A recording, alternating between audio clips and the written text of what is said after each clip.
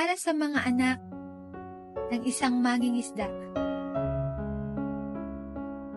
Paano ba malilimutan ang mga araw na muling aalis si tatay?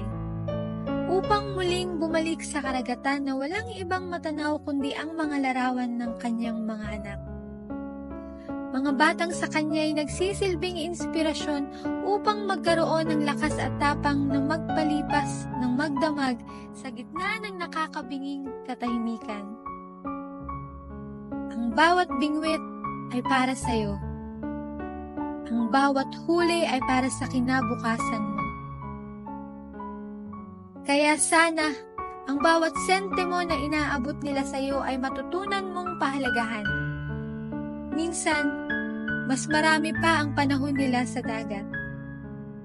At hindi natin sila nakakasama ng 1 linggo, 1 buwan, minsan pa nga 3 buwan.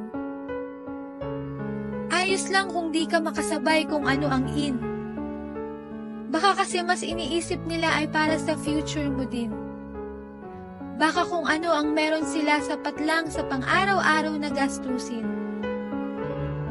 Sa mga panahon na tinatamad kang mag-aral, pakiusap. Lagi mo lang isipin ng mga araw na babad sila sa tindi ng init, sa tindi ng lamig, at minsan, baka sila ay nagugutom rin.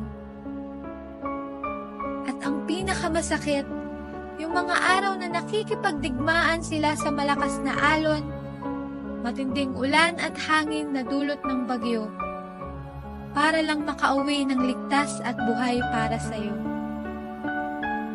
Hindi man sila nakapagtapos, karamihan ay hindi nakapag-aral. Karapat-dapat pa rin silang respetuhin. Pahalagahan, ipagmalaki, at higit sa lahat, mahalin. Tapusin mo ang pag-aaral, hindi dahil sa obligasyon mo na ibalik ang lahat ng ginawa nila para sa iyo, kundi dahil yan ang pangarap nila para sa iyo. Ang magkaroon ng magandang kinabukasan. Hindi man bilang mayaman pero para maging isang responsableng mamamayan. Yakapin mo si tatay. Pasalamatan mo habang naririnig ka pa. Habang may panahon ka pa. Nagmamahal, anak ng isang mahusay na mangingisda.